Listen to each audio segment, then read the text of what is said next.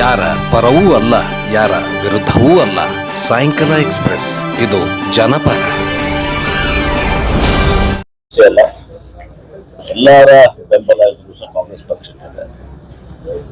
ಹೀಗಾಗಿ ಮೇಟಿಯವ್ರ ಮೇಲೆ ಅನುಕಂಪನೂ ಕೂಡ ಇದೆ. ತುಂಬಾ ಸರಳ ಸಜ್ಜನ ವ್ಯಕ್ತಿ, ಹಿರಿಯ ವ್ಯಕ್ತಿ ಅಂತ ಹೇಳಿ ಅವರು 5 ವರ್ಷ ಪೂರೈಸಬೇಕಾಗಿತ್ತು. ಅವರ ಅಕಾಲಿಕ ನಿಧನದಿಂದ ನಾವು ಅವರ ಪುತ್ರ ಉಮೇಶ್ ಮೇಟಿ ಅವರಿಗೆ ಟಿಕೆಟ್ ಕೊಟ್ಟಿದ್ದೀವಿ. ಹೀಗಾಗಿ ನಾವು ನಿನ್ನೆ ಲಿಂಗಾಯತ ಆಯ್ತು, ಅಲ್ಪಸಂಖ್ಯಾತರ ಹೋಗಿದ್ದೀವಿ, ಹಳ್ಳಿಯಲ್ಲಿ ಹೋಗಿದ್ದೀವಿ, ಬೇರೆ ಬೇರೆ ಸಮುದಾಯಗಳ ಕರ್ಕೊಂಡು ಹೋಗಿದ್ದೀವಿ. ಎಲ್ಲರ ಒಂದು ಬೆಂಬಲ ಇತ್ತು ಕಾಂಗ್ರೆಸ್ ಪಕ್ಷಕ್ಕೆ. ನಿಶ್ಚಿತವಾಗಿ ನಾವು 100 ಬಾಗಲಕೋಟೆ ಮತ್ತು ದಾವಣಗೆರೆಯಿಂದ ನಾವು ಗೆದ್ದಿದ್ದೇವೆ. ಸರ್, ಒಂದ್ ಕಡೆ 10,000 ಉಚ್ಚಾಟನೆ ಮಾಡಿದ್ದಾರೆ, ಚರಂತಿ ಮಟ್ಟ ಋಣ ನನ್ನ ಮೇಲಿದೆ, ಅವ್ರಿಗೆ ಕಷ್ಟ ಕಾಲದಲ್ಲಿ ಹೆಲ್ಪ್ ಮಾಡಿದ್ದಾರೆ, ನಾವು ಪ್ರಚಾರ ಮಾಡ್ತೀವಿ ಅಂತ ಹೇಳ್ತಾರೆ. ನಿನ್ನೆ ಬಾಗಲಕೋಟೆ ಹೇಳ್ತೀನಿ, ಮತ್ತೆ ಪುನರುಚ್ಚರಿಸಬೇಕಾಗಿಲ್ಲ. ಆದ್ರೆ ಇಷ್ಟೇ ಹೇಳ್ತೀನಿ, ಇವತ್ತು ಯಾರ ಅಧ್ಯಕ್ಷತೆಯಲ್ಲಿ ಚುನಾವಣೆ ನಡೀತಾ ಇದೆ? ಇದು ನಮ್ಮ ವಿಜಯೇಂದ್ರ ಅವರ ಅಧ್ಯಕ್ಷತೆಯಲ್ಲಿ ಚುನಾವಣೆ ನಡೀತಾ ಇದೆ. ಇದು ವಿಜಯೇಂದ್ರ ಅವರಿಗೆ ಅಳಿವು ಉಳಿವು ಪ್ರಶ್ನೆ. ಎರಡು ಚುನಾವಣೆ, ಈ ಎರಡೂ ಚುನಾವಣೆ ಗೆದ್ರೆ ವಿಜಯೇಂದ್ರಗೆ ನಾಯಕತ್ವದ ಇದಾಗ್ತದೆ. ಈ ಎರಡೂ ಸೋತ್ರೆ ವಿಜಯೇಂದ್ರನ ತೆಗೆದಾಕ್ತಾರೆ.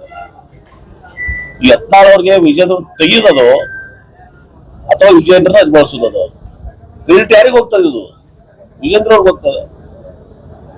ಮತ್ತೆ ಇವರು ಒಂದ್ ಕಡೆ ಯಡಿಯೂರಪ್ಪ ಮಗ ವಿಜಯೇಂದ್ರ ಅಂತ ಹೇಳ್ತಾರೆ ಅಂದ್ರೆ, ಮತ್ತೆ ವಿಜಯೇಂದ್ರ ನೇತೃತ್ವ ಚುನಾವಣೆ ನಡೀತದೆ ಏನ್ರಿ?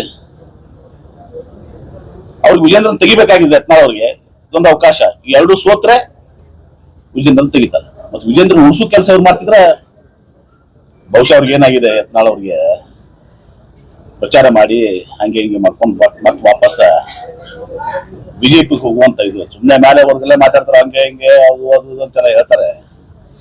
ಏನು ಅದು ಒಳಗಡೆ ಇದೆಲ್ಲ ಚುನಾವಣೆ ಪ್ರಚಾರ ಮಾಡಿ, ನಾ ಪ್ರಚಾರ ಮಾಡಿದ್ನಿ, ನಾವು ವಾಪಸ್ ತಗೋರಿ ಅಂತೇಳಿ ಕೈ ಒಡ್ಡುವಂತ ಕೆಲಸ ಮಾಡ್ತಾ ಇದ್ದಾರೆ.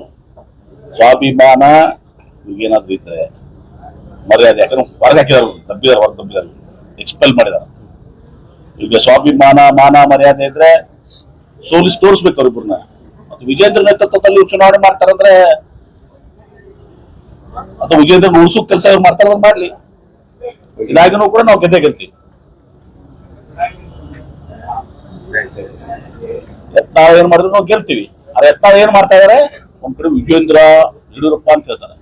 ವಿಜೇಂದ್ರ ಅಧ್ಯಕ್ಷ, ಈಗ ರಾಜ್ಯಾಧ್ಯಕ್ಷ, ಅವರ ನೇತೃತ್ವ ಚುನಾವಣೆ ನಡೀತಾ ಇದೆ. ಎರಡು ಚುನಾವಣೆ ಸೋತ್ರೆ ನಿಶ್ಚಿತವಾಗಿ ವಿಜೇಂದ್ರ ಚೇಂಜ್ ಆಗ್ತಾನೆ.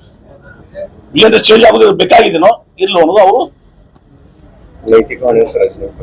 ಅರ್ಥ ಮಾಡ್ಕೊಳ್ಳಿ. ಇವ್ರ ಉದ್ದೇಶ ಏನಿದೆ, ಯತ್ನಾಳ್ ವಿಜೇಂದ್ರನ ಉಳಿಸ್ಬೇಕಂತ. ಮತ್ತೆ ಯಾಕೆ ಮಾತಾಡ್ತಾರೆ ಹೊರಗಡೆ ಸುಮ್ಮನೆ ಮಾತು ಯಡಿಯೂರಪ್ಪ ಮಗ ಅಂತ.